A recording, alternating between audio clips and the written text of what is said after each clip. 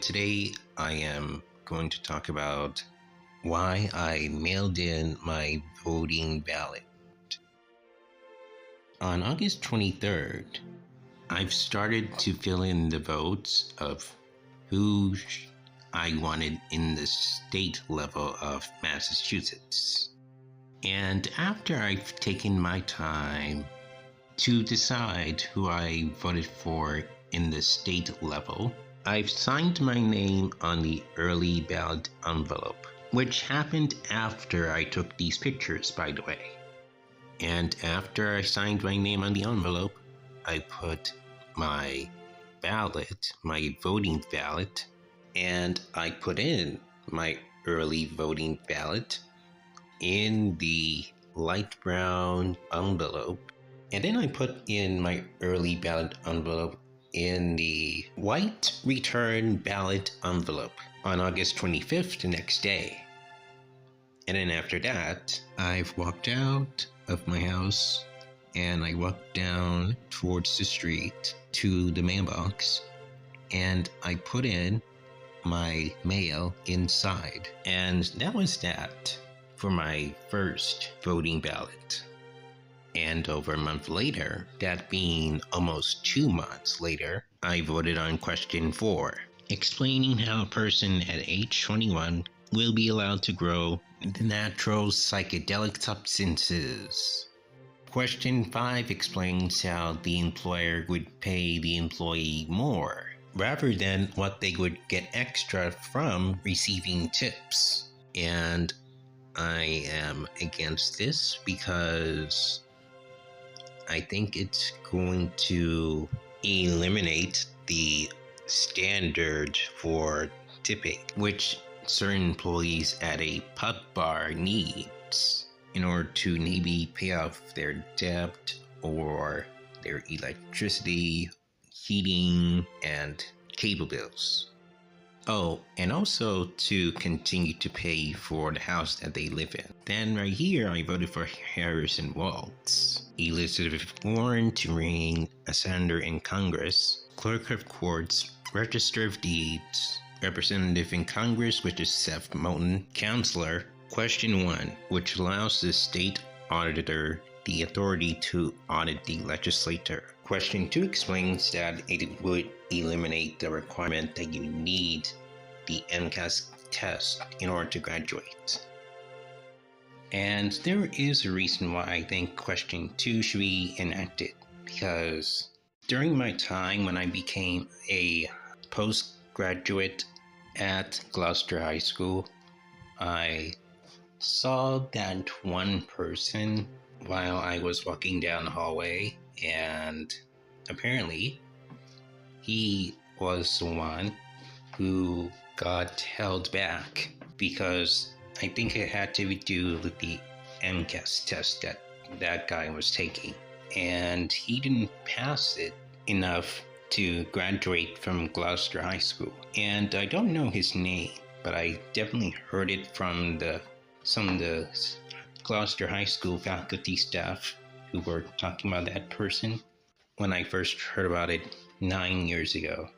And then I started to see one high school student who used to be a senior that year who got left back a year because of these current bullshit ways to graduate from high school. And don't get me wrong, I'm for MCAS testing, but when you pin it on a student in order for them to graduate, and that one student messes up that fucking MCAS test because you give it to them as one of those finals tests before school ends, then that to me becomes an unfair advantage, because the student does not and should not need a test in order to graduate high school. That's why I think it needs to change, because you shouldn't put your student through this.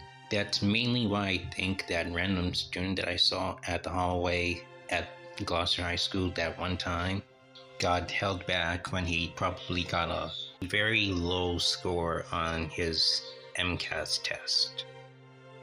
So I hope the high school graduating requirements are changed this year.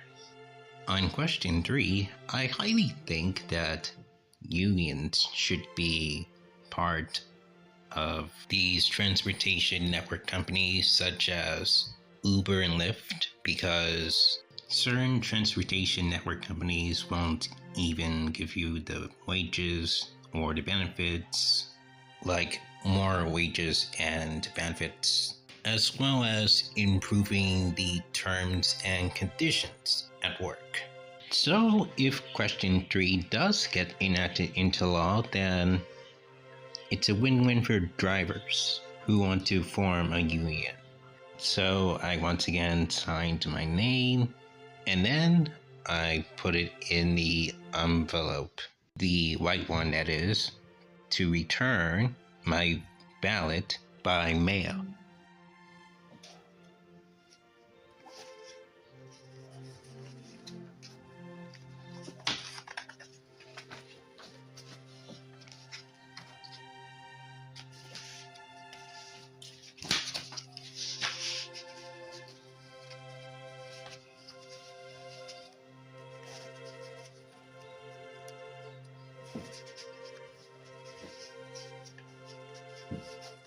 And then finally comes the good part.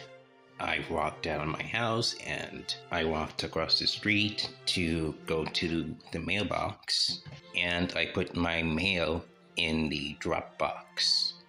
And now I successfully completed my right to vote.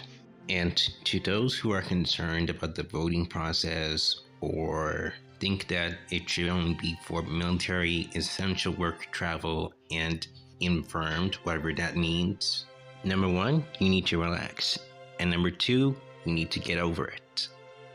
If you don't think that the majority of Americans have the right to vote by mail, then you're wrong. Because mail-in voting should never be only for the military. It should never only be for essential work travel, and should never only be for the infirmed. Because if you only think that the majority of Americans should go to the polls instead of voting by mail, I'm going to give you a reality check of today's times right now. Not everybody is going to have the time because they're going to be at work all day, so they won't have the time to go to the polls. You have to understand that from someone's point of view who desperately needs to make time to vote. At the end of the day, it's not for you to decide what mail-in voting should be for. It is up to our local officials. And if our local officials say that mail-in voting should be available to everybody, not a select few that you suggested, then leave it be. Leave it at that. Because at the end of the day, there are some voters who are actually disabled who cannot have the luxury of time to stand in a long line to wait for their turn to go to the voting booth and vote. And it's for someone like me who doesn't want to take a 17-minute, 0.7 mile walking distance to go to the city hall and vote. Because I, for one, don't want to take a 17-minute walking distance back home because I want to watch WBC News.